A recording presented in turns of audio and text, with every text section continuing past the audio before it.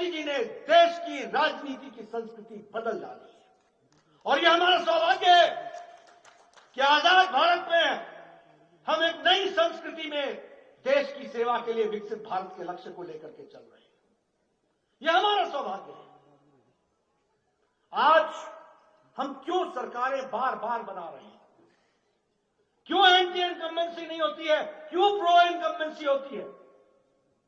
इसलिए क्योंकि हम लोगों के लिए जीते हैं। मोदी जी के नेतृत्व में हम लोगों की सेवा के लिए आते हैं। ये पहली बार देश ने सुना है कि प्रधानमंत्री नहीं, प्रधान सेवक है। ये पहली बार देश ने जाना है कि अब राजपथ नहीं, अब कर्तव्य पथ है।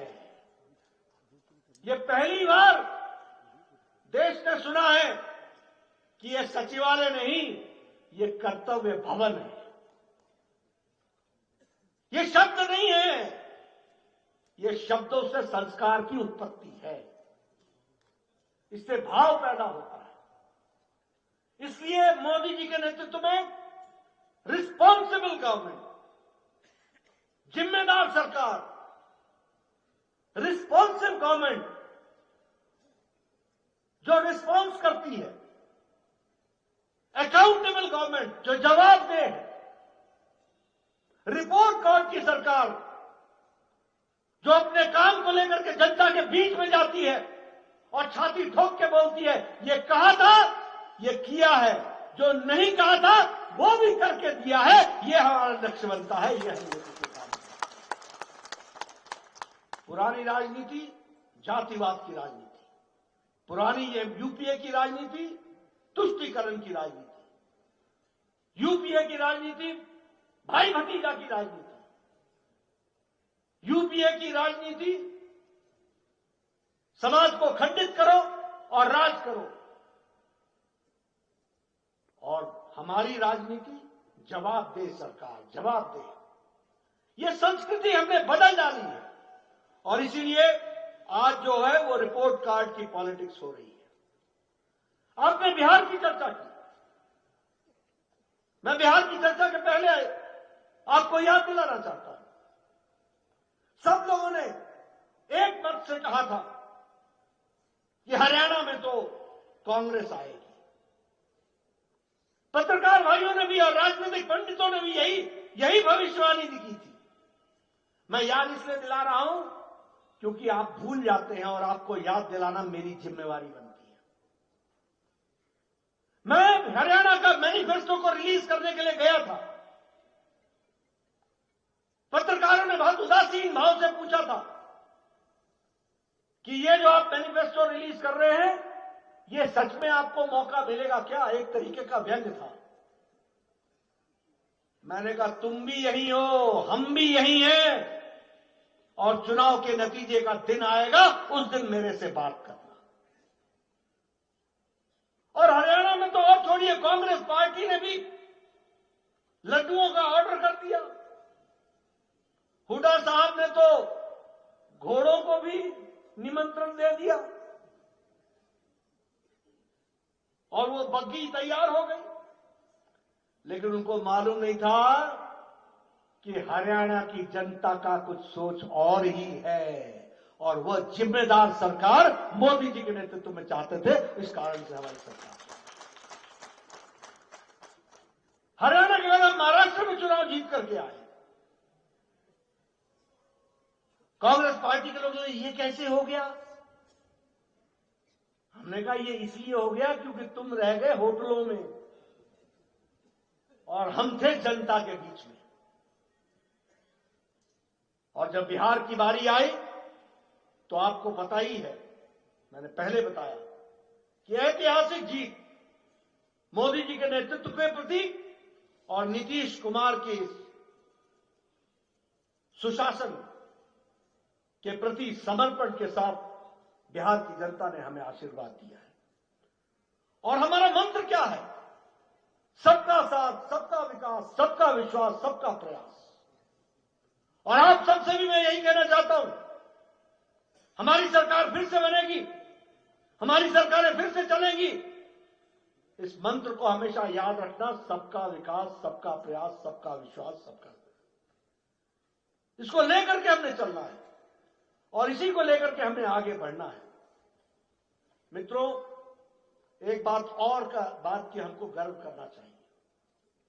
आज देश में सारी राजनीतिक पार्टियां, मैं बहुत जिम्मेवारी के साथ बोल रहा हूं, सारी राजनीतिक पार्टियां आज सत्ता को लोलुपता में पूर्णतः डूबी हुई है।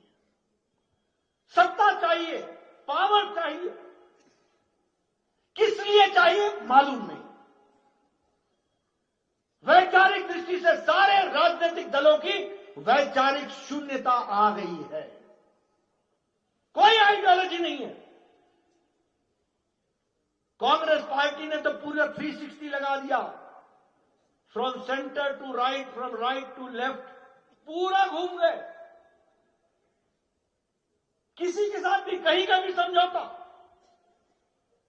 कोई पार्टी नहीं रही है जो विचारों पर चलने वाली पार्टी है।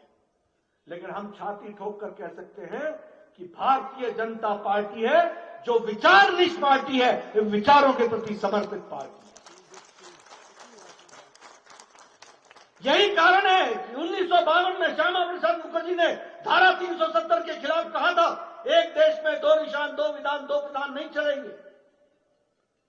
5 पीढ़ी खप गई, 5 पीढ़ी। इस नारे को हमने नहीं छोड़ा और 2019 के 6 अगस्त को मोदी जी के नेतृत्व में अमित भाई की रणनीति ने धारा 370 को पार्लियामेंट में धाराशाही कर दिया। यह हमारे सामने है। यही पालमपुर में हमने कहा था 1989 में कि हम राम मंदिर का रास्ता प्रशस्त करेंगे। हमारी खिल्ली उड़ाई गई, हमारा विरोध हुआ, हमारे लोग जेल में गए, हमारे नेता जेल में गए। हमने धैर्य नहीं खोया और हमने कहा था कि हम कानून हाथ में लेकर के नहीं बनाएंगे, 140 करोड़ के देशवासियों के सहमति से बनाएंगे और नियम और कानून के तहत बनाएंगे। और आपको मालूम है, हमें हेठी होती थी, हमारी उपासना होती थी।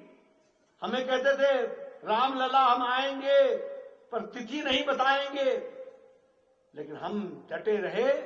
और आपको जानकर के खुशी होगी कि पिछले 2024 की जनवरी में प्रधानमंत्री मोदी जी ने भव्य राम मंदिर का पूजन करके वह भव्य राम मंदिर बना। और इस वर्ष वहां ध्वजा भी फहराई गई। और आपको मैं सूचित कर रहा हूं कि अयोध्या में राम मंदिर बना है और सीतामढ़ी में हम लोगों ने मां जानकी की सीता मंदिर 890 करोड़ रुपए के माध्यम से वह भी बनाने का लक्ष्य तय किया है। मां जानकी की भी हम भव्य मंदिर बनाएंगे। हम विचारनिष्ठ पार्टी हैं। हमने कहा था कि वक्फ बोर्ड को हम बदलेंगे, वो देश के लिए ठीक नहीं है, वो हमारे मुस्लिम भाइयों के लिए भी ठीक नहीं है। ये तुष्टीकरण की राजनीति में मुस्लिम भाइयों को गलत प्रलोभन देकर के समाज में गलत तरीके से चीजों को आगे बढ़ाया जा रहा है। हमने वक्फ बोर्ड का भी नियम कानून बदला और वह जो कानून मुस्लिम विरोधी था उसको मुस्लिम भाइयों के पक्ष का बनाया और उनकी सेवा के लिए जोड़ा। इसको भी हमको ध्यान रखना। 3 तलाक कांग्रेस हाथ नहीं डालना चाहती थी। हमारी मुस्लिम बहनें तड़प रही थी, मुसीबत में थी, तकलीफ में थी, बोलने की ताकत नहीं थी। कोर्ट में गए थे, कोर्ट ने फैसला करके दिया था कि 3 तलाक को समाप्त करो। और आप सबके माध्यम से मैं भारत की जनता और हिमाचल की जनता को बताना चाहता हूं, 3 तलाक पाकिस्तान में नहीं है, 3 तलाक बांग्लादेश में नहीं है, 3 तलाक अफगानिस्तान में नहीं है, 3 तलाक इंडोनेशिया में नहीं है जो मुस्लिम बहुल देश है, 3 तलाक सीरिया में नहीं है, 3 तलाक ईरान में नहीं है, 3 तलाक इराक में नहीं है। ये सब मुस्लिम देश है, संविधान से मुस्लिम देश है।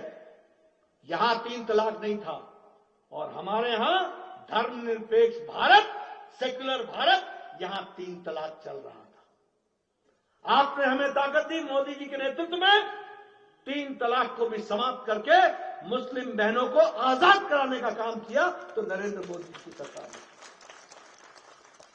इसलिए हम विचारधीश पार्टी हैं और उसी तरीके से अगर मैं बात करूं तो हम देश के हित के लिए हम समझौता नहीं करते, हम कॉम्प्रोमाइज नहीं करते।